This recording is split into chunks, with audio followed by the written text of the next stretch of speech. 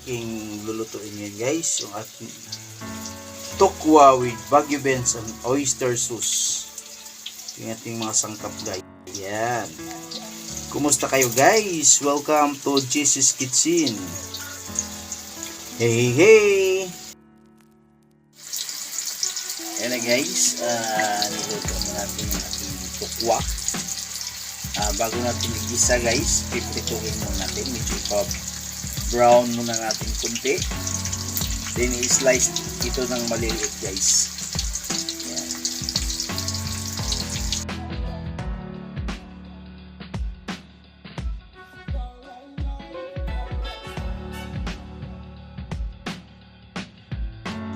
Ito yung ating onion guys, leeks. Yung garnish natin sa ibabaw ng ating tokwa. Yan.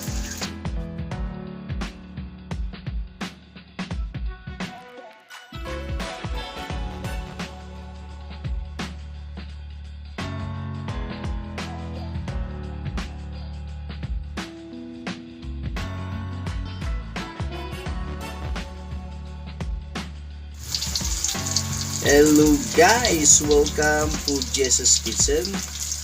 Today guys, ako'y magluluto ng tokwa.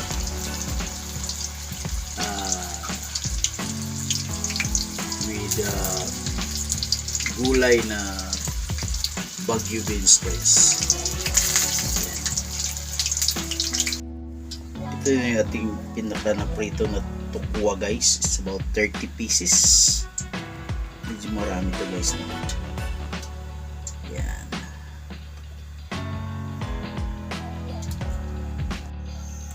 So guys, itong ating beans bake guys i-saute muna natin.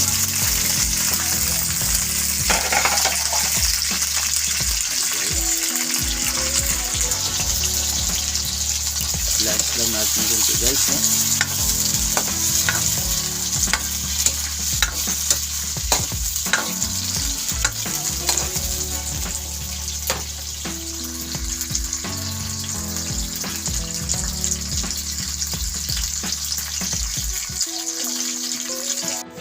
Ito na guys yung ating tofu guys, nalagay ko na. So puno yung karahay natin guys It's about 30 pieces of tofu guys. Yeah. I-mix na natin itong ating ibang ingredients. Lagay natin yung ating oyster sauce. Yes. Yan. Yan natin yung ating oyster sauce guys. Yan. I-mix ko na ito guys. Ito na yung ating na-slice na tokwa guys Tingnan nyo, bite size lang po siya guys. So gigisa na natin ito at timplahan ng ating oyster sauce at iba pang mga sahog guys. Hey hey hey!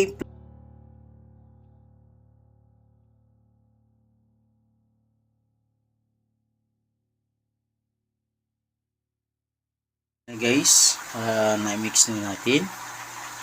Since mayroon na tayong oyster sauce, yung ating asin, itansya na lang natin guys na hindi rin siya maalat. Yan. Ito na guys yung ating tofu with oyster sauce and Baguio beans. Mainit pa ba guys? Umuusok pa guys. Yan.